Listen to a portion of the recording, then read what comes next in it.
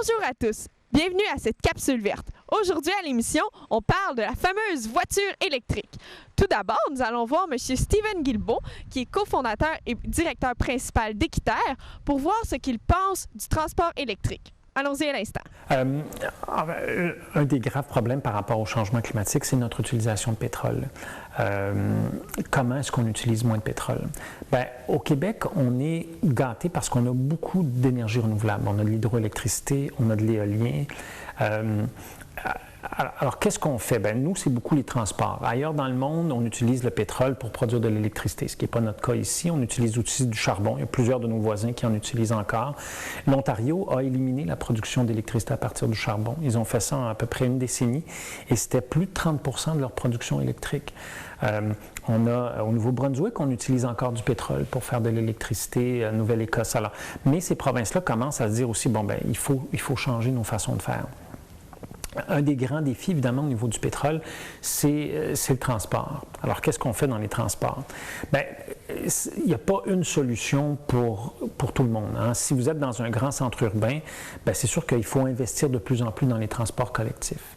Il faut repenser la façon dont nos villes sont aménagées pour faciliter le plus possible les déplacements en vélo, à pied, ce qu'on appelle, nous, le cocktail transport. Donc, alors, dans les grands centres urbains, nous, on fait la promotion de ce qu'on appelle le cocktail transport, c'est-à-dire, l'idée, c'est pas de dire aux gens arrêtez d'utiliser la voiture, mais est-ce que vous pouvez moduler vos transports? Parce que parfois, vous pouvez utiliser la voiture, mais parfois faire ça à pied ou à vélo, faire du covoiturage. Et c'est déjà en train de se produire tout ça. Il y a des champs, il y a des transformations. Bon, il y a évidemment l'apparition de l'électrification, les voitures électriques. Les gens disent, ouais, mais ça coûte cher. Bien, nous, on a fait la comparaison entre une voiture électrique puis une Honda Civic.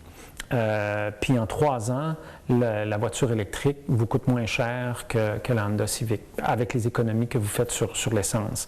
Alors les gens, parfois, quand on pense à ces choses-là, font un calcul en disant la Honda Civic coûte 18 000 $, la voiture électrique en coûte 26 000, 25 000.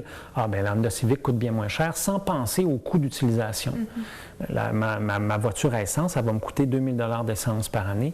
Ma voiture électrique, elle va me coûter à peu près 180 200 $ d'électricité. Alors, ma voiture électrique, bien, je n'ai pas de changement d'huile à faire là-dessus, donc j'économise sur l'entretien aussi. Alors, il faut développer des réflexes comme ça. Toute la question du covoiturage, on le voit, là, Uber et autres compagnies qui permettent aux gens plus facilement de faire du covoiturage. Même Ford, lors d'un des derniers salons de l'auto, a dit l'avenir de l'automobile, c'est plus à la possession individuelle de l'automobile. Donc, Ford se lance dans l'autopartage, se lance dans le cocktail transport aussi, parce qu'il voit bien que, par exemple, en Amérique du Nord, les jeunes prennent de moins en moins leur permis de conduire. Alors, moi, je viens d'une petite ville près du lac Saint-Jean qui s'appelle La Tuque. À 16 ans, il y avait un rite de passage qui s'appelait le permis de conduire. Alors qu'aujourd'hui, les jeunes, de moins en moins, il y a des diminutions de 30, 40, 45 % du nombre de jeunes, selon les régions en Amérique du Nord, qui ne prennent plus leur permis de conduire. Alors, si tu n'as pas un permis de conduire, les chances que tu achètes une voiture sont assez minces. Alors, il y a vraiment des changements comme ça, très importants, qui sont en train de se produire dans notre société. Pour ce qui est des gens qui habitent en région, par contre, j'imagine que c'est moins facile de se déplacer de façon écologique. Vous, qu'est-ce que vous espérez qui se développe par rapport à ça? Bien, en fait, les technologies au niveau des voitures vont devenir de plus en plus performantes. On parle de voitures électriques qui ont une autonomie de plus en plus grande. Puis souvent, moi je viens d'une région, puis je comprends bien, mais les gens vont dire, oui, mais moi j'ai besoin de ma voiture pour me déplacer. Il y a combien de gens, même en région, qui font plus que 120, 130 km par jour? Il y en a très, très peu. Les gens ont besoin de se déplacer de temps en temps, faire des déplacements interurbains, mais c'est l'exception. La règle, c'est qu'ils ont besoin de ça pour des déplacements de tous les jours et généralement dans des rayons de 40-50 km. Alors, ces déplacements-là peuvent très bien se faire par voiture électrique. Et quand vous avez des plus longs voyages à faire, bien, on peut louer une voiture, ce qui coûte bien moins cher. Moi, je n'ai pas de voiture, mais je ne suis pas anti-voiture. J'ai des enfants, on part en voyage, bien, je vais louer une voiture pour la famille, puis on part tout le monde ensemble. Mais pourquoi j'achèterais une voiture qui me permettrait de faire Montréal-Gaspésie à tous les jours alors que je fais ça une fois par année? Est-ce que je ne serais pas mieux de m'acheter une voiture qui me permet de faire mes déplacements de tous les jours de façon le plus économe et le plus écologique possible? Puis quand 1 à 2 fois par année, je vais aller à Gaspésie, bien, je loue une voiture qui me permet de faire ça. Alors, toute cette notion-là de possession d'un type de véhicule qui n'est pas vraiment approprié à nos besoins, bien, bon, c'est un restant de comment ça se faisait avant, puis une espèce de tradition qui est en train de changer. Maintenant, nous allons voir un spécialiste de la voiture électrique, plus précisément de la voiture Volt, qui est vendue au Bourgeois Chevrolet de Radon. Nous allons voir Jacob-Lard Charbonneau qui nous en parle plus amplement. Comment ça fonctionne le système d'une voiture électrique? Le Chevrolet Volt, tout d'abord, par exemple, lui, c'est un véhicule qui est 100% électrique avec un prolongateur d'autonomie, donc une génératrice. On a un moteur 1.4 litres non turbocompressé, un moteur de cruise, autrement dit, qui vient seulement assister la batterie. Aussitôt qu'on termine notre autonomie de 60 km 100% électrique, la génératrice vient partir pour donner de l'alimentation à la batterie. Est-ce que ce réservoir-là ou cet alimentaire d'essence est aussi gros que celui qu'on a dans les voitures conventionnelles? Oui, bien c'est vraiment un moteur en tant que tel qui sert de génératrice. Il est seulement là pour rouler, pour donner assez d'énergie à la batterie pour qu'elle puisse se fournir, autrement. Au niveau de l'autonomie, le véhicule fait 60 km, mais le véhicule récupère l'énergie aussitôt qu'on lâche l'accélérateur. Donc, par rapport à ça, on peut faire facilement de 70 à 80 km d'autonomie. Moi, j'ai plusieurs de mes clients qui font entre 70 et 80, même du 84 km, j'en ai déjà vu aussi. OK, donc c'est quand même productif. Oui, c'est facile à maximiser au niveau de l'autonomie. Très facile. Donc, c'est l'effet des freins, du freinage de l'énergie récupérée. Exactement. On a un frein moteur, puis aussitôt qu'on lâche l'accélérateur, le véhicule vient récupérer son énergie emmagasinée.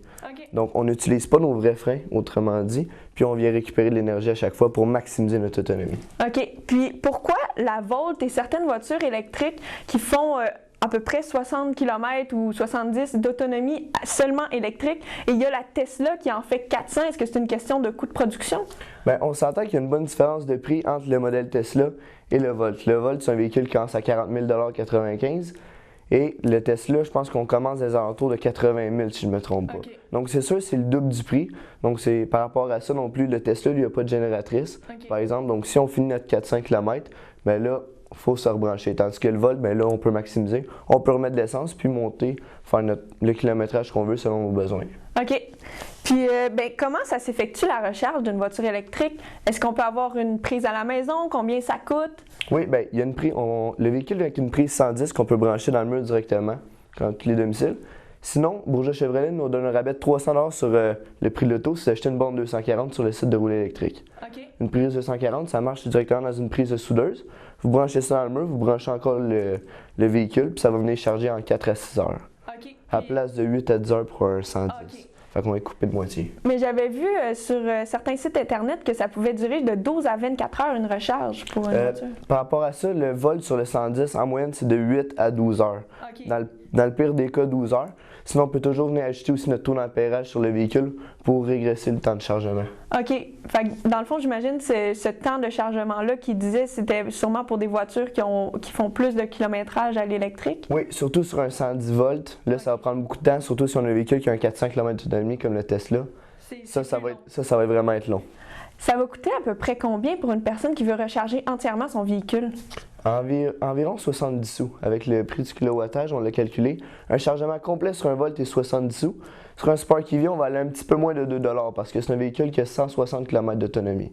Donc pour le Volt, eux, c'est environ 70 sous que ça coûte le chargement complet. C'est vraiment pas cher comparé à l'essence? Exactement. Fait que si on a seulement une conduite régulière de moins de 60 km, bien là, ça devient vraiment avantageux.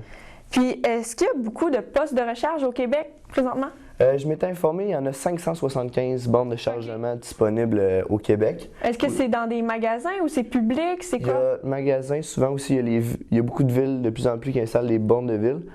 Ça marche beaucoup avec le circuit vert et le réseau électrique qui se sont associés. Ça prend les cartes de chargement, on vient passer la carte, on vient déverrouiller le pistolet, puis ensuite on peut charger le véhicule. OK. J'imagine à certaines places ça coûte quelque chose, des fois c'est gratuit. Exact. En moyenne, ça coûte 2,50 $. Souvent, les magasins, des fois, peuvent le fournir gratuitement aussi. OK.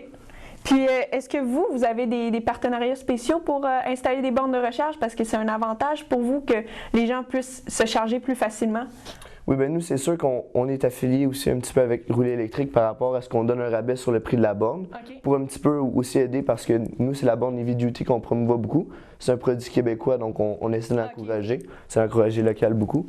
Sinon, par rapport à ça, l'installation a juste besoin d'être faite par un maître électricien. Puis le prix de la facture, autrement dit l'installation pour une borne 240, est remboursé à 50% par le gouvernement ou une différence de 1 000 $ je ne me trompe pas. Wow, c'est quand même un bon rabais. Oui. Puis pourquoi une voiture électrique, comme vous avez parlé à peu près de 40 000 $ à l'achat pour une Volt, pourquoi ça coûte aussi cher comparé à une voiture conventionnelle? Bien, c'est sûr que c'est une nouvelle technologie. Mais le véhicule, par exemple, à 40 000 $, vous avez une subvention après taxe de 8 000 du gouvernement.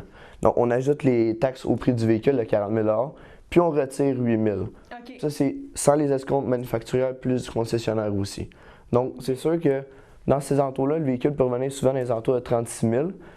Mais par rapport à ça, dites-vous, vous ne mettez pas d'essence. Vous aussi, vous avez beaucoup moins d'entretien à faire. C'est un charge module aux 2 ans ou 38 000 km sur un Volt. OK. Donc, c'est pas aux 10 000 km, c'est environ le quart de l'entretien d'un véhicule normal. OK. Donc, c'est vraiment le fait que c'est une nouvelle technologie qui fait que les coûts de production augmentent. Oui, bien, c'est un véhicule, ça fait seulement 4 ans qu'il est sur le marché aussi. OK. Mais de plus en plus, il va en avoir, moins en moins vont devenir dispendieux aussi à la clientèle, selon moi. D'accord. C'est quoi la durée de vie à peu près d'une voiture Volt? Bien, le Volt en tant que tel, au niveau de la batterie, il est garanti 8 ans, 160 000 km pour le groupe Voltec. Une durée de vie moyenne d'une batterie au lithium, c'est 20 ans. OK. Donc, par rapport à ça, j'imagine que le véhicule va être rendu plus endommagé qu'avant que la batterie soit complètement finie. Donc, par rapport à ça, c'est dur à évaluer parce que ça fait quand même juste 4 ans que le véhicule est sur le marché. Mais la durée de vie est très très bonne par rapport à ça. Parce qu'après un 8 ans, on est censé perdre 5% d'autonomie de notre batterie. OK. Donc, c'est minime sur 60 km. Oui. Habituellement, après 8 ans, les gens ont déjà changé de voiture. Donc, Exactement. on vit dans un monde où la technologie est extrêmement développée. Comment ça se fait que la voiture électrique n'est pas encore populaire? Est-ce que c'est une question de lobby? Est-ce qu'il y a eu un complot avec le pétrole? C'est quoi qui se passe? C'est beaucoup par rapport à un manque de connaissances. Les gens ont peur un petit peu du véhicule électrique tout d'abord. Ils ont beaucoup de questions. Ils se demandent un petit peu, est-ce que ça va juste rouler jusqu'à 50 km/h? Est-ce que l'hiver, je vais avoir froid dans mon véhicule parce que ça ne chauffera pas? Le véhicule va très très bien. Un coup que les gens prennent le temps de bien connaître le véhicule, de l'essayer, ils en deviennent des adeptes. Moi, tous mes clients qui ont un Volt, ils me disent, Jacob, je regrette aucunement ma décision. J'adore mon Volt. Je ne changerai pour rien au monde. C'est le véhicule avec la plus haute cote de satisfaction, toutes une marque confondue.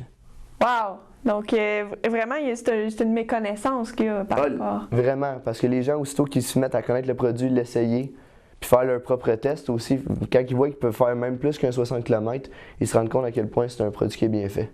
Puis, pourquoi ça prend autant de temps à augmenter le niveau de kilométrage? On sait qu'il y a la Tesla qui fait 400 km, oui. Mais pourquoi Volt, ils se sont pas encore rendus à autant?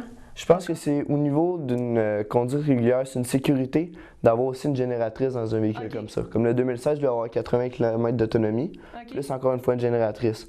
Donc l'avantage, c'est que tu as le meilleur des deux mondes. Si jamais tu as beaucoup plus de kilométrage à faire, tu peux rouler ton 60 km, ensuite tu mets de l'essence, puis le véhicule coûte en moyenne 5 litres au 100, fait que c'est assez raisonnable aussi par rapport à ça. Oui, quand même. Oui. C'est quoi les impacts environnementaux que serait une utilisation massive de véhicules comme le Volt ou tous les autres véhicules électriques? C'est sûr que c'est une réduction du gaz à effet de serre, ça c'est sûr par rapport à ça. Peut-être sur les avantages, c'est les batteries au lithium qui sont un petit peu plus polluantes.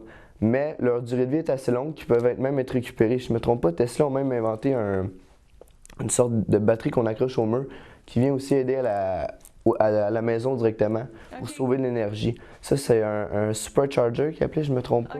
Ça, par exemple, c'est à vérifier ça précisément. J'avais pas encore sorti les vrais termes, j'avais pas eu le temps de voir ça, mais je sais que Tesla travaille par rapport à un prototype. OK, pour récupérer à la maison, donc on va pouvoir se servir, puis ils vont récupérer aussi le lithium des vieilles batteries. OK, fait que ça s'en vient au niveau environnemental pour améliorer ça. Ça, c'est vraiment plus spécifique. Là. Je suis pas un vendeur Tesla.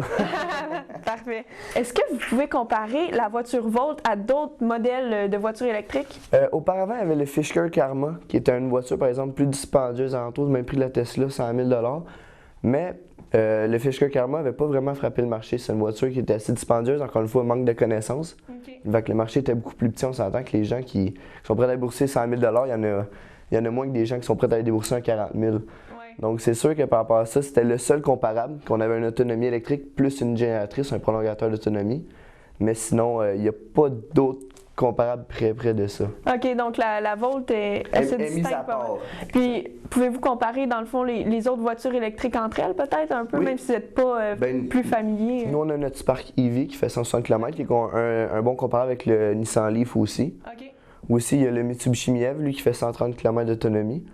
Puis sinon, je pense qu'il y a aussi le Focus EV. OK. Par rapport à l'autonomie, je pense que c'est semblable à la Leaf et au Spark EV. On avait fait nos propres tests, vous pouvez même voir sur YouTube, on avait fait le test Spark EV, Leaf OK. et Focus et Mitsubishi Miev. OK. Pour voir quel véhicule faisait le plus d'autonomie. OK. C'est facile à retrouver. Je pense avec Bourgeois Chevrolet test roulé Ok, électrique, parfait. vous pouvez le trouver. Parfait. Puis, pour ces voitures-là que vous venez de nommer, c'est à peu près quoi les prix pour l'achat? Le Spark EV flambant neuf, lui, commence à 33 000, si je ne me trompe pas. Puis, je pense que ça reste toujours dans la même gamme de prix un petit peu pour les véhicules électriques. Le Leaf aussi, je pense Ok. qu'on est dans la même gamme de prix, dans la trentaine de 1000 $. Donc, avec le rabais gouvernemental, j'imagine que ça revient quand même. Qu'on ajoute après taxe, là, mais ça vaut vraiment la peine quand même, 8 000 $. Ça, c'est avantageux. Et là, je vais vous demander de faire un vendeur de vous-même parce que c'est ça que vous êtes.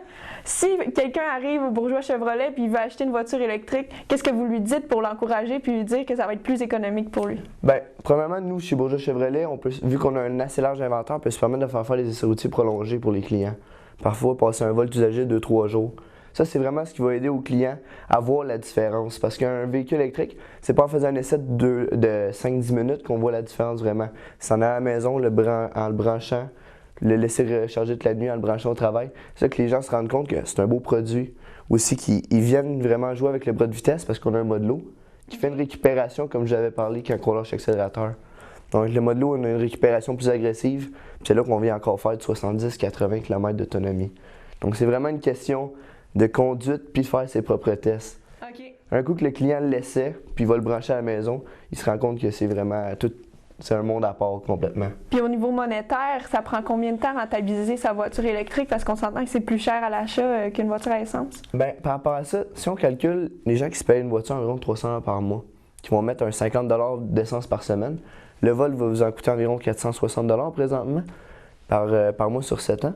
Mais l'affaire, c'est que vous n'avez pas toujours de l'essence à mettre. Vous réduisez aussi votre entretien. Puis vous avez aussi les freins qui sont beaucoup plus durables vu qu'on vient freiner avec les freins moteurs. Donc, si on met tout ensemble, au bout de 5 ans, si je ne me trompe pas, on vient rechercher facilement, par exemple, des comparables Cruise, des véhicules dans la même... des véhicules de marque des berlines, autrement dit. OK. Pour ce qui est on reste dans le Chevrolet, il y a la Bolt qui est supposée sortir en 2017. Qu'est-ce qu'on en sait pour l'instant? Pour le moment, on sait que ça va arriver en 2017 puis que c'est un véhicule qui va avoir 320 km d'autonomie. Par rapport à ça, au niveau des prix, si le gouvernement aussi va toujours laisser une subvention par rapport à ça, on n'a encore pas d'informations. La seule chose que je sais, c'est que la subvention va être durable jusqu'au 31 décembre 2016 pour le 8 000 du gouvernement. OK. Ou 15 000 subventions. Vous parlez de 31 décembre 2016. Ça, à partir de là, le gouvernement arrête ses subventions? La subvention de 8 000 $, à moins qu'ils la remettent, mais elle a été échelonnée. Exactement. OK. Ou 15 000 subventions. Est-ce que vous avez peur que cette subvention tombe? Ben, après ça, si elle tombe, c'est sûr ça va vraiment être vraiment plate pour les clients qui veulent acheter un Volt neuf. Ils vont perdre, ben pas ils vont perdre, mais ils vont devoir débourser un petit peu plus de leur poche. Mais il va quand même rester un beau marché de véhicules usagés parce que le véhicule va quand même faire 5 ans qu'il va être sur le marché. Donc, si les gens qui veulent s'en procurer une, c'est un véhicule durable. Puis on va en avoir toujours en inventaire d'un usager aussi. Donc, quelqu'un qui veut s'en procurer une, les alentours de 30 à même notre moins cher est 18 000 $. Il y a toujours du choix en masse. Oh, oui, notre 18 moins. 000 pour un usager? Pour un Volt, oui, exactement. Oh, wow. C'est vraiment. Ça vaut la peine. Exactement. Ouais. Wow! Puis ma dernière question, on va finir ça sur une note un peu plus joyeuse. Oui. À quand les panneaux solaires sur les toits des Volt? Ça serait panneaux pratique. solaires. Oui, mais c'est à cause qu'au niveau d'un coût d'installation puis du coût du panneau, ça risque d'être assez dispendieux si on veut mettre un panneau solaire. Aussi, une question d'aérodynamisme. Le Volt est vraiment tout pensé par rapport à l'aérodynamisme, aucun toit ouvrant. On a une bavette aussi à l'avant pour venir améliorer l'aérodynamisme. Donc, le panneau solaire, je ne sais pas si un jour ils vont penser à installer ça, parce que aussi, au niveau de la conduite, je ne sais pas si ça viendrait récupérer beaucoup plus d'énergie sur l'autonomie. C'est peut-être au niveau de la recharge, peut-être que ça pourrait peut-être aider. améliorer ou la vitesse, ou je sais pas. Oui. Mais ça reste à voir. Oui, c'est une question de coût de production aussi. Ouais. Bon, mais merci beaucoup, M. Charbonneau. Ça fait plaisir. Pour conclure cette capsule, nous allons maintenant nous diriger vers l'École de conduite Saint-Amour de Berthier pour y rencontrer M. Mario Ménard, qui est professeur de conduite, pour parler de l'éco-conduite, donc des façons plus écologiques de conduire son véhicule. Nous y allons à l'instant. Bonjour Mario. Bonjour Amélie. Aujourd'hui, on va parler un peu d'éco-conduite. Qu'est-ce que l'éco-conduite? En gros, Amélie, je te dirais, moi, l'éco-conduite, je divise l'éco-conduite en deux parties. La première partie, je te dirais, c'est un peu avant d'acheter le véhicule. Et la deuxième partie, qu'est-ce qu'on va faire avec le véhicule un coup qu'on l'a acheté? On part toujours du principe que plus l'auto est pesante, plus elle va coûter cher de gaz. Plus elle est pesante, plus on va laisser une empreinte écologique au point de vue de l'éco-conduite. D'accord. Donc, c'est quoi les principes de base pour appliquer l'éco-conduite? Je te dirais, le premier principe de base au point de vue de la conduite automobile, c'est la douceur au volant. Douceur au volant, douceur sur les pédales. Plus on accélère vite, plus c'est dur pour l'auto, plus c'est dur pour l'état mécanique aussi du véhicule. Plus on va avec la douceur au volant, douceur sur les pédales, plus on va travailler avec douceur au volant aussi et sur l'éco-conduite. OK. Donc, quand on conduit réellement, là, quand on est dans la voiture, qu'est-ce qu'on peut faire pour, mettons, on arrive à une lumière rouge, qu'est-ce qu'on fait? Exemple, plus on va regarder loin, le principe de la vision en conduite automobile, c'est de regarder loin et de regarder large. Plus tu vas voir tes lumières d'avance, plus tu vas prévoir d'avance, plus tu regardes loin, plus tu vas aller loin. Exemple, la lumière est rouge, on va ralentir d'avance à place de freiner à la dernière minute. Parce qu'on va réaccélérer aussi un coup que la lumière va être verte. On peut peut-être sauver un freinage et une accélération. Dans le fond, c'est le freinage et l'accélération qui font utiliser, brusque en fait, qui font utiliser plus d'essence dans un véhicule. Beaucoup, beaucoup. Je te dirais que 60 de la consommation d'essence est prise à partir des accélérations en ville. Okay. Puis on pourrait aller, je te dirais, à peu près 27 sur la grande route. Okay. Au point de vue d'accélération, c'est responsable de la consommation d'essence, beaucoup. OK. Est-ce qu'on peut regarder un petit graphique qui explique l'éco-conduite? Oui, je pourrais te partir ça.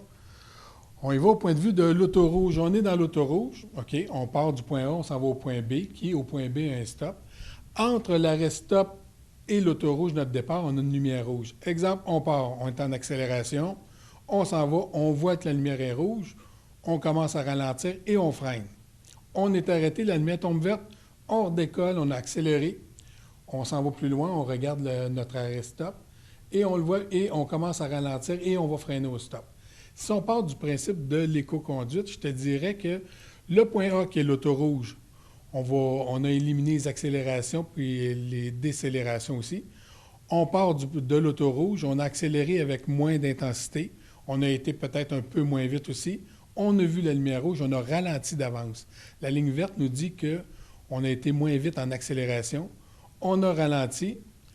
La lumière vient de changer verte. On n'a pas eu besoin de freiner. Donc, on vient d'éliminer tout de suite un freinage en prévoyant la lumière verte d'avance. On vient de voir que la lumière a tombé verte. On vient de sauver une accélération à plus d'une réduction de freinage. On s'en va plus loin. On continue. On a éliminé, on le voit bien, l'élimination du freinage et de l'accélération. On continue à peu près à la même vitesse. On accélère un peu. On voit le stop de plus loin et on ralentit de plus loin. Et après, on a récupéré la décélération et on va freiner en arrivant au stop. Le principe d'éco-conduite, je te dirais, c'est de prévoir d'avance ce qui s'en vient avant nous autres. Plus on prend de temps pour freiner, moins c'est difficile pour le moteur, j'imagine. Moins c'est difficile pour les pièces mécaniques aussi. Ouais. Le principe, c'est de ralentir d'avance et d'accélérer en douceur. Parce que le gros, comme je disais tantôt, le gros de l'essence se gaspille à l'accélération. 60 de l'essence se gaspille à l'accélération de l'auto. OK. Est-ce que ces principes-là, c'est difficile à appliquer dans notre conduite? Je te dirais que non, en principe. Ça dépend toujours. C'est une question de vision. C'est une question de regarder loin, de prévoir d'avance ce qui s'en vient avant nous autres. OK. Puis, est-ce que les gens s'y acharnent? Quand ils commencent à le pratiquer, est-ce que ça reste une bonne habitude? Moi, je te dirais, si je me fie aux élèves qu'on a présentement et qu'on a eu avant, pendant les cours de conduite, c'est possible. C'est très faisable. Je te dirais que, d'après les études qui sont menées présentement, c'est que les bonnes habitudes se gardent environ 6 mois. Après 6 mois, ça se détériore, les habitudes. Ils vont freiner, ils vont accélérer plus vite, ils vont freiner à la dernière minute, plus proche de la lumière rouge, et de l'arrêt stop aussi. Quand les élèves prennent de l'habitude puis rentrent dans la routine, des fois, ça devient moins facile. Une routine et de l'assurance. Oui. Et mêler un peu avec les amis qu'on peut avoir dans l'auto aussi. Là. Ça peut influencer un peu. Beaucoup. OK, on va y aller avec la dernière question. C'est quoi les bénéfices économiques et environnementaux d'une telle conduite? Moi, je te dirais que les bénéfices, en gros, le bénéfice écologique, c'est au point de vue d'empreinte écologique. Plus on va y aller en douceur, moins qu'on va laisser une grosse empreinte écologique sur la planète. Au point de vue économique, plus tu réduis ta vitesse, plus tu vas sauver du gaz, plus tu vas sauver du gaz, plus tu vas sauver de l'argent. Ouais. Le principe, en gros, là, c'est que plus ton véhicule est léger aussi, plus tu vas sauver de l'argent. Tout ce qu'il n'y a pas d'affaires dans l'auto, tu n'as pas besoin de le traîner dans l'auto parce que c'est du poids que tu rajoutes dans l'auto. En gros, tu enlèves le poids excédentaire et tu devrais déjà être mieux au point de vue d'économie puis d'écologie. Dans le fond, ce qu'il faut comprendre, c'est que c'est une réduction des gaz à effet de serre importante quand on fait de l'éco-conduite et aussi une réduction de l'argent qu'on dépense. Donc, c'est une conduite à appliquer. C'est une bonne conduite à appliquer, oui. Merci beaucoup, Mario. Ça fait plaisir, Amélie. En espérant que vous avez apprécié cet épisode consacré à la voiture électrique et que vous aurez envie de vous en procurer une très prochainement, donc on se retrouve bientôt pour une prochaine capsule verte.